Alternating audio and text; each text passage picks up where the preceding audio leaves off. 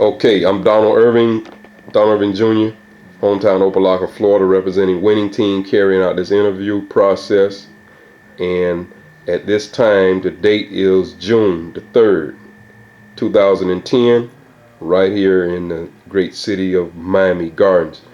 Okay, sir, at this time, we about ready to kick off this historic interview, and we captivating the history of the 6 original black high schools in Miami-Dade County, which one of them being the Dade Junior-Senior High Thunderbirds.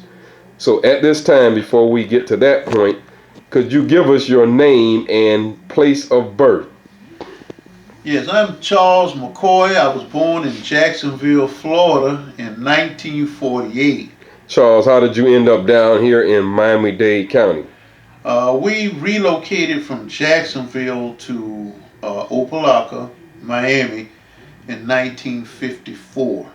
Okay, can you remember what schools or what neighborhood you lived in initially coming down?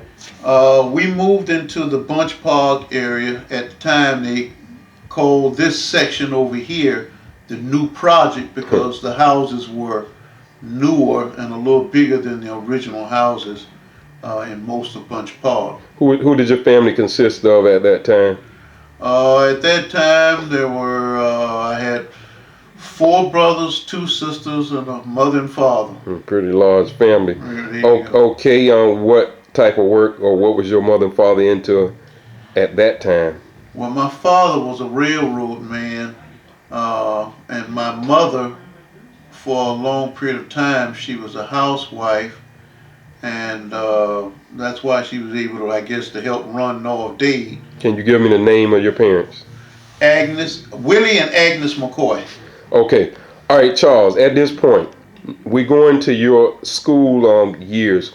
When you were down here living in this neighborhood, what school do you remember attending and in what order? When we first moved to Miami, I attended Bunche Park Elementary School, and at that time, they had a double session. Some of us went from like 8 to 12:30, 1 o'clock. Then there was another group that went like from 12 to 4. And from that school, you ended up where? And from Bunche Park, I was promoted from 6th grade to Dade Junior-Senior High School because at this particular time, we spent our 7th grade year all the way to the 12th grade at Dade. Okay, what was the school colors and the nickname or the mascot at that time? School colors were royal blue and white, and we were the Thunderbirds. Okay, I've heard of that name before, the Dade Thunderbirds. Okay, now, your recollection going to school as a 7th grader through 12th, what was the mindset at that time? What was the students' approach to school? What was the teachers' mindset at that time? As you can recall, we're going in order from 7 all the way up. Okay, because we came up at a different period of time than the kids today, our parents were very strict about education, and at that particular time here in Dade County, teachers had authority. Okay. And there was a strong relationship between the parents and the teachers in this Bunche Park area. Basically, all the teachers lived right out here in the community, went to the same churches, so there was a strong bond. Who was the principal at the time, and can you name any of the teachers? Mr. Charles D. White was the original principal of North Dade, and we had several assistants. There was Mr. Bannerman, Manatee Bannerman, Juanita Hanberry. There was I'm trying to think. Coach Anderson. Okay. We had several on and off people, but during a period of time we had different assistant principals. But basically, being a lot of time, we were only 6 years from 1957 to 1966. Can you hold up the tell us what is that? Okay, this is one of the programs from a night from one of the football games held at the North Dade Athletic Field, which is right out where the tennis court is now. Okay. And on the back of this, this is the faculty roster in 1960. Okay. And could you open up the program to the football roster of that game before I shift? Yes. Right on there, one of those pages in the middle, it had probable starters. Okay. Right. Probable starter of North Dade. As I scan down, just hold it still, and I will come straight down on some of these names. Okay, and then I'm moving over. I don't want to advertise for Coca-Cola, but I see they was around back then. And then coming over on the other side, the probable starting lineup of the Mays High Rams coming down. Okay, and then I'll come back out. Okay, I got it. And then flip it over for the roster for the staff. Okay. On the back. Hold it straight like that. Perfect. I'm going to zero in. So this interview will contain all these historic names that you're talking about. Okay, now back to your interview. There was significant individuals I was told was instructing you guys in mathematics, English, science, to the level that you guys was being prepared. You can hold it down. That you guys were being prepared on the level of college and university. Can you attest to that, Charles? Yes, we had instructors like Mr. Harold Ginyard, who taught science. We had Miss Willie Mae James, who was a science teacher. And language arts, we had teachers like Miss Frederica Bruton, Mrs. McCray, Miss Wallace Ham. History teachers, we had Mr. Thomas Anderson, Edwin T. Demerit. What was the climate like in the classroom? Walking down the hallway, getting to class, getting in the classroom. Well, you had to do everything almost military-like because the teachers always stood at the door and monitored what was happening in the classroom and out in the halls. How did they dress back then? Well, teachers had to look professional. If I'm correct, we didn't see women wearing pants. You know, and most of the men had ties, you know, unlike today because of the difference in standards. Everybody had a professional attire. Even we as students had, the guys, we had to wear our shirts inside, you know, because you were punished if you were caught with your shirt on the outside. And the girls had to wear socks, you know, stockings, I believe, weren't allowed. You didn't wear high heels and all of that, and all of the makeup like the kids do today. Okay, what were you involved in school? Well, you mentioned the academics. What were you involved in during your, say, 9th grade on up? Well, I was really not one of the top-notch students. I was an average student, and even though my mother was the PTA president, I think that the teachers passed me because I don't think they want to deal with my mother. And what was your mother known for, her involvement? She was the PTA president and was quite active with the running of the school. North Dade school started what year? 1957. And she came on the scene what year?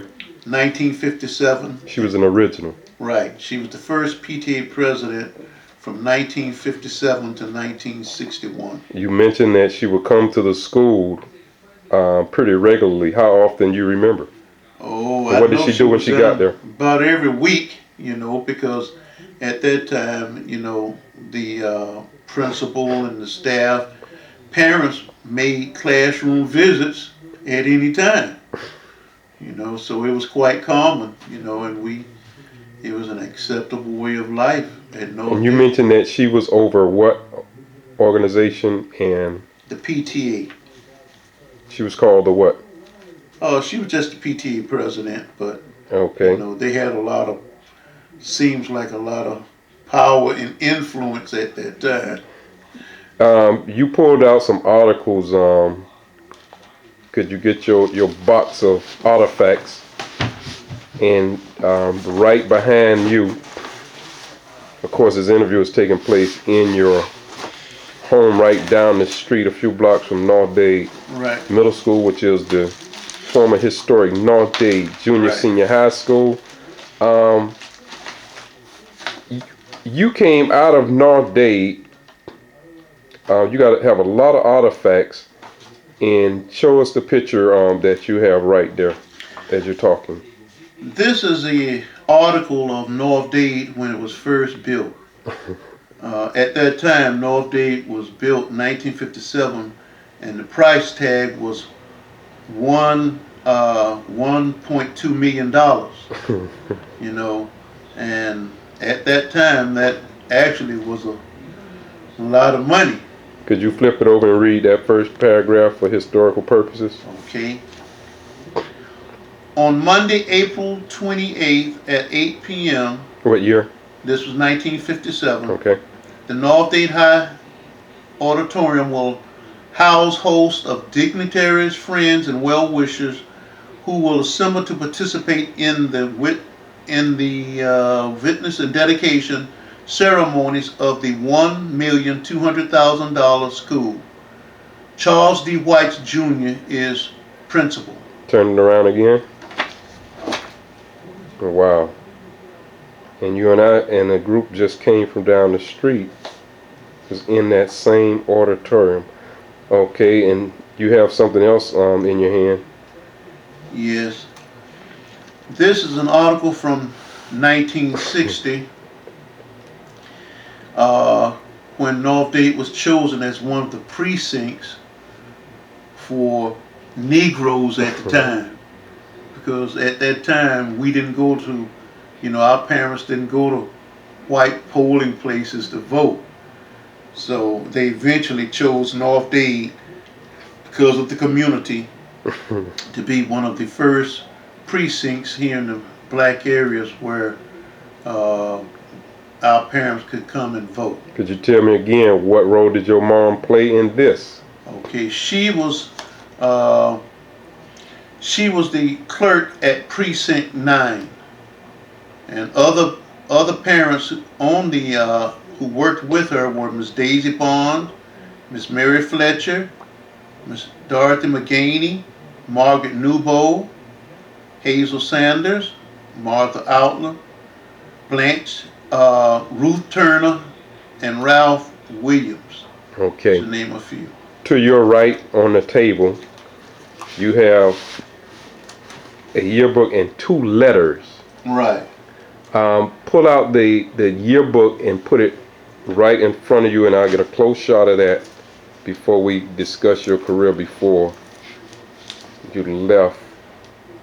You can flip it towards you a little. Right there. Okay. Okay, you can set that back on the table and pull those letters and tell me what are those letters and what do they represent? Did you go to the store and purchase those letters? No. Or what is the significance of those letters? I want you to hold it balanced. Perfect. Now, Charles, tell me what is in your hand, in your right hand and in your left hand, with the letters and the emblems, and what do they represent?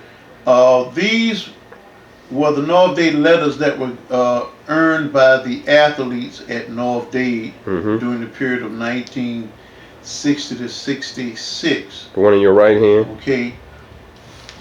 One is in track and field, and one is in football. You had to actually get, for example, in track and field, you had to earn enough points in order to be qualified to receive a letter.